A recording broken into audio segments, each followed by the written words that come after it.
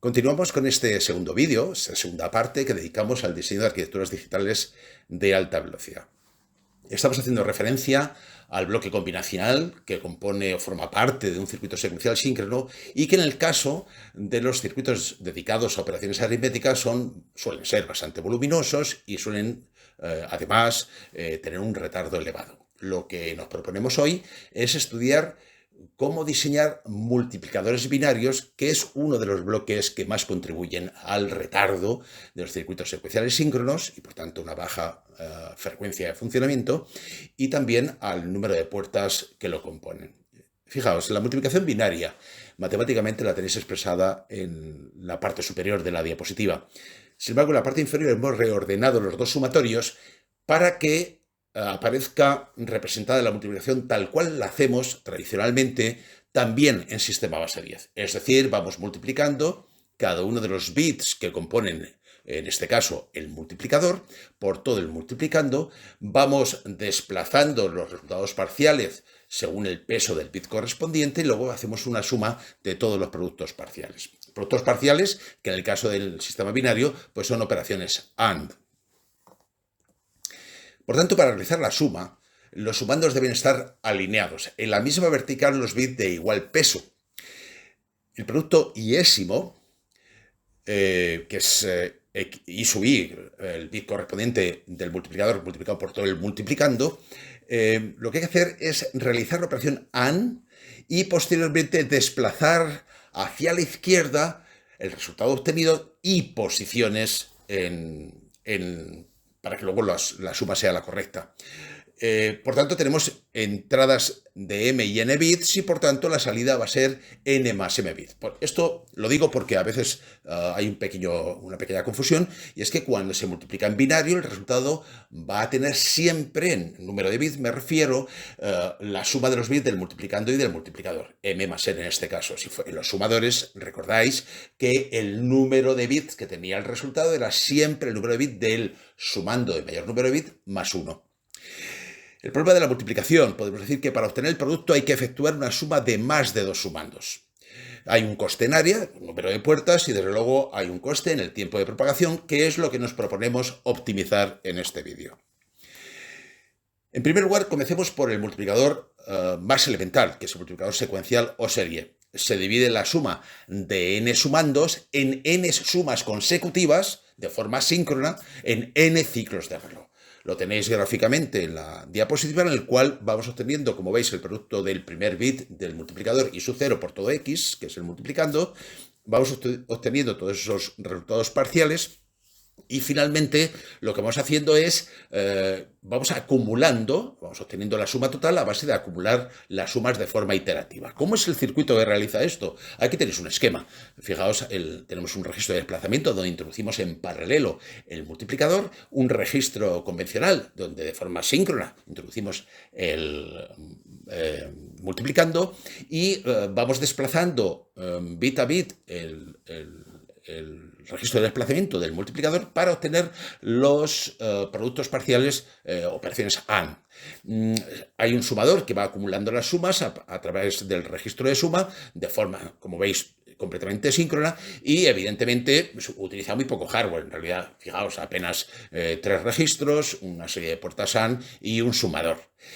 El problema que tiene este multiplicador secuencial es que es relativamente lento. Son necesarios n ciclos de reloj y en cada ciclo se debe realizar la suma de n más m bits para obtener el resultado correcto final. También yo añadiría otro inconveniente, y es que el retardo depende del número de bits de los operandos. En el otro extremo tenemos el multiplicador en paralelo. Ventajas: se efectúan al mismo tiempo varias sumas de productos parciales. El algoritmo es muy rápido. Inconvenientes: poca regularidad en la arquitectura de estos multiplicadores, que puede impactar en el número de puertas, en el área que ocupe ese circuito y por tanto en la velocidad. ¿Cómo es la arquitectura de un multiplicador paralelo? Bueno, aquí tenemos un circuito. Es un esquema un poquito sencillo de entender si atendemos a que cada una de las cajitas que aparecen ahí como en la primera fila de la parte superior n más n más 2, luego n más 2 más n más 4, lo que estamos reflejando en la cajita de la parte superior es los bits de los operandos. En este caso, pues un ejemplo para dos operandos de 16 bits. En la cajita de la parte inferior lo que aparece es el número de bits del resultado. Y como operandos de entrada, lo que tenemos es el producto en este caso, del bit del multiplicador por todo el multiplicando como uno de los operandos de esas primeras cajas, de ese primer nivel, y el otro el mismo, pero desplazado, ¿de acuerdo? Los bits desplazados un lugar. En este caso, fijaos, por eso quiero resaltarlo con una especie de producto 2 multiplicado por 2 elevado a 1, significa que desplazo en binario hacia la izquierda los bits correspondientes. Claro, al hacer eso, el resultado va a tener n más 2 bits, que es lo que intento reflejar en la cajita de la parte inferior de esta arquitectura. Claro, el siguiente nivel es hacer un desplazamiento hacia la izquierda, pero en este caso 2 lugares. Lo reflejo con el producto de multiplicar el resultado por 2 elevado a 2 para desplazarlo hacia la izquierda. Y el tercer nivel es desplazarlo hacia la izquierda, en este caso 4 lugares. Por eso lo reflejo con el producto 2 elevado a 4. Bien, lo que voy obteniendo, como veis, en los sucesivos niveles de diferentes cajitas es que el número de bits del resultado va aumentando. Pues claro, al desplazarlo hacia la izquierda, el número de bits pues pasa a ser n más 4, n más 8 y así sucesivamente hasta n más 16, que es la última de las cajas donde tenemos el producto final. Bien, este multiplicador que acabamos de ver no puede parecer que es el más eficaz en cuanto a velocidad, pero la poca regularidad que podemos tener, porque no siempre tiene el mismo número de bits los operandos y el gran número de puertas no es precisamente el multiplicador paralelo, quiere decir el más usado en el diseño de circuitos digitales de alta velocidad y mucho menos en las librerías de los fabricantes de circuitos integrados o para el diseño de circuitos integrados. El más utilizado es el multiplicador en array. Se trabaja siempre a nivel de bit. Son mucho más regulares que los anteriores, lo cual los hacen más propensos, es más fácil luego de optimizar la velocidad de procesamiento. Se adaptan muy bien a las arquitecturas reconfigurables como son las FPGA. Existen multitud de algoritmos y los generadores de macroceldas de las herramientas CAD para FPGAs o para circuitos integrados de tipo ASIC trabajan con este tipo de estructuras. Os presento, por tanto, el multiplicador en array, que es muy sencillo. Fijaos que las puertas AND que aparecen ahí reflejadas son los productos parciales. El color amarillo refleja el multiplicador, el color un poco verde refleja el multiplicando. Los dos primeros productos parciales los obtengo inmediatamente a partir de 8, en este caso el ejemplo que tengo, 8 puertas AND, porque he utilizado 2 operandos de 4 bits. Ya sé que el resultado va a tener 8 bits, es decir, n más m, y bueno, lo que hacemos es trabajar a nivel de bit porque todos los sumadores o semisumadores que se utilizan en la arquitectura, de acuerdo, son operaciones de un solo bit. Este aspecto tan extraño que tiene desplazado hacia la izquierda es para tratar de reflejar la operación matemática que vimos al principio, en la segunda diapositiva, mediante la estructura digital correspondiente. Observamos que el segundo producto parcial está desplazado hacia la izquierda respecto del primer producto parcial. Del primer producto parcial obtenemos z sub 0, del segundo z sub 1 y así sucesivamente hasta obtener el último bit, que es z sub 7, que es, como bien sabemos, ni más ni menos que el acarreo del último de los sumadores o el sumador que suma los bits más significativos. Como veis, la estructura es muy simple, todas las operaciones AND se realizan una vez en paralelo y por tanto nos podemos preguntar cuál es el camino crítico, cuál es el camino de mayor retardo. Pues bien, hay dos. He marcado aquí en rojo que para obtener, fijaos en la primera línea de sumadores completos y ese primer semisumador, aunque podría ser también un sumador completo, como sabéis, los acarreos que he marcado en rojo, que se van desplazando hacia la izquierda, hacen que los sumadores completos, que el primer semisumador tiene a su derecha o a la izquierda mirando la figura, ¿de acuerdo? Pues no puedan ofrecer su resultado correcto hasta recibir el acarreo de la etapa anterior. Y en vertical lo mismo, por eso estoy reflejando en color rojo cuál es el camino crítico hasta llegar a Z sub 7, que es el bit que más tarda en salir del multiplicador. Pero también tenemos un camino alternativo que es marcado en verde, que comparte los dos primeros sumadores de la primera línea, la suma de los primeros bits, y luego en verde voy reflejando cómo es ese retardo. Bueno, aproximadamente, si suponemos que un sumador de un bit, o dos operandos de un bit, tarda lo mismo en generar el acarreo y en generar la suma correcta, al fin y al cabo son dos puertas lógicas, una puerta AND y una puerta XOR, podemos decir que el tiempo que se toma este multiplicador en hacer una multiplicación de dos operandos de 4 bits es el tiempo de la puerta AND, ya digo que se hace la operación AND en todas en paralelo, por tanto es el retardo de una puerta, más n más m, que son los números bits de los operandos, multiplicado por el tiempo que se toma uno de los sumadores en generar un acarreo, tal cual refleja la figura. Lo que nos tenemos que preguntar es si esto se puede mejorar, y naturalmente se puede mejorar. Hay una variante que es el multiplicador Carry Save Adder Array, en la cual la idea es la siguiente: el acarreo, que es lo que está en principio influyendo en el tiempo que hemos visto en la figura anterior, el acarreo se trata como otro sumando y se avanza a la siguiente línea, línea de sumadores. No existe propagación de acarreo en las sumas al mismo nivel de el mismo nivel de los sumadores o semisumadores. La propagación de señales se realiza por tanto, hacia la etapa siguiente y no entre elementos de una misma etapa. Es muy veloz. Hay que añadir al final un sumador normal, que es el llamado Vector Merging Adder, de n más m bits para generar el resultado final. ¿Qué es lo que estoy queriendo decir con esto? Fijaos, si yo pretendo sumar esos dos números de 4 bits, lo que hago es obtener el primer producto parcial, marcado ahí como A sub i, obtener el segundo producto parcial, marcado como B sub i, luego tengo un acarreo inicial que considero todo a ceros, es la primera operación que voy a hacer, y al sumar, en realidad estoy sumando A sub i más B sub i, pero atención, lo que obtengo no es el resultado correcto, puesto que el acarreo lo almaceno en C sub i menos 1, como veis en la franja central de este sumador. Por tanto, lo que me refleja el valor de A sub i en esa franja central, de acuerdo, no es la suma correcta. Todavía habría que sumar el acarreo.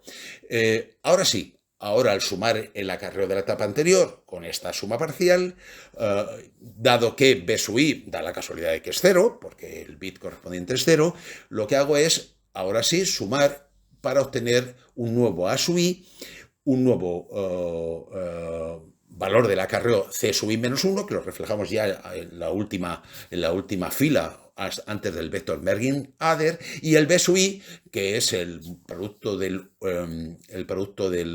bit más significativo del multiplicador por todo el multiplicador, lo tenéis ahí reflejado. Ahora ya sí, puedo sumar, pero lo voy a hacer utilizando un Vector Merging Adder, que es un sumador convencional. ¿Qué quiero decir con todo esto?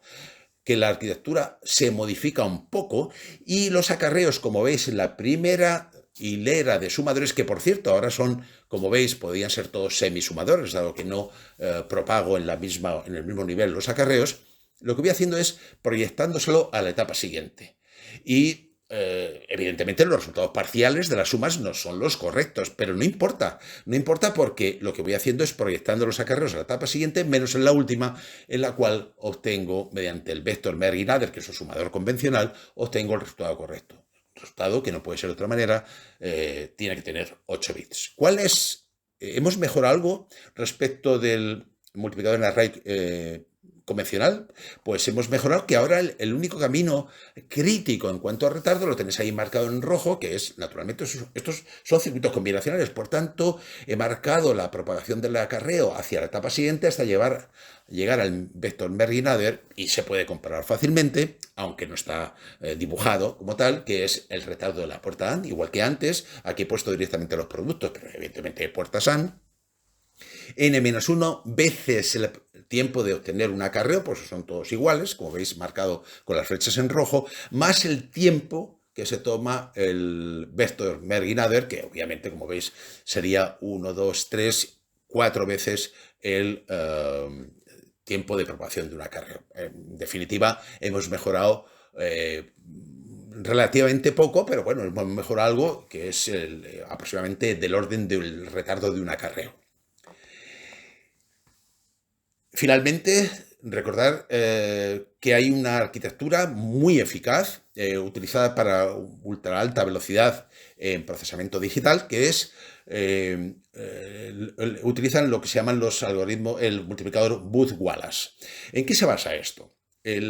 Se basa en los árboles de retardos balanceados. El árbol de Wallace es un árbol de retardos balanceados y lo que se trata es de sustituir la cadena vertical de sumadores de full adders que hemos visto en la figura anterior por una cadena serie. O dicho de otras maneras, se trata de paralelizar todas las operaciones que podamos. Porque si veis la figura anterior, hay operaciones que en realidad podríamos haber paralizado. Esto es lo que pretende el árbol de Wallace. Se puede disminuir el retardo de dicha cadena empleando árboles binarios, que lo que permite es paralelizar estas operaciones. ¿A qué estoy haciendo referencia? Si nos fijamos en la parte izquierda, es un subconjunto de cómo se relacionan los sumadores binarios de un bit que hemos visto en los sumadores en array. Pero claro, ahí todo esto es combinacional y por tanto esto es álgebra binaria y son sumas aritméticas de números en binario.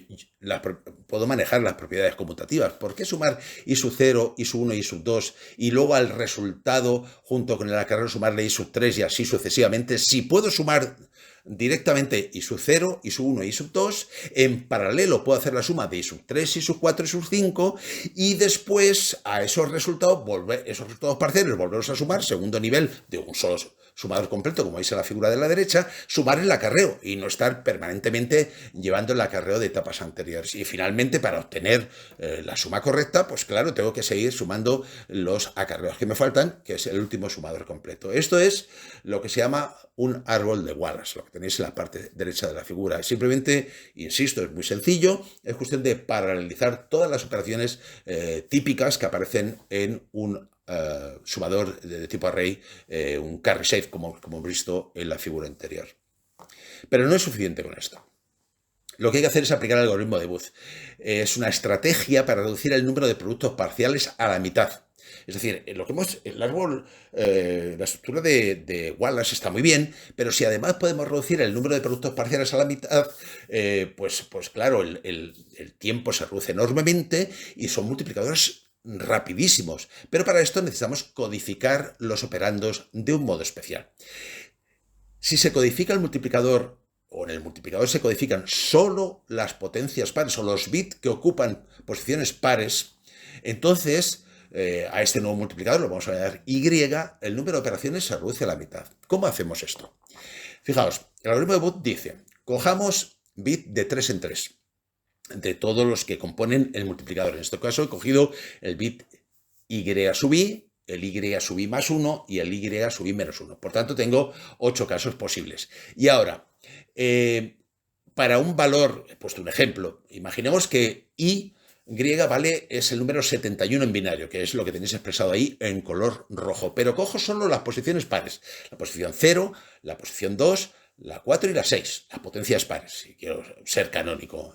Bien, pues entonces ahora cojo de 3 en 3 bits, como os decía, empezando por la posición 0 y cojo el bit siguiente para completar la terna y su I más 1 sería, fijaos en la parte derecha del número 71 en binario, y relleno con un 0 que he marcado en azul para tener una terna.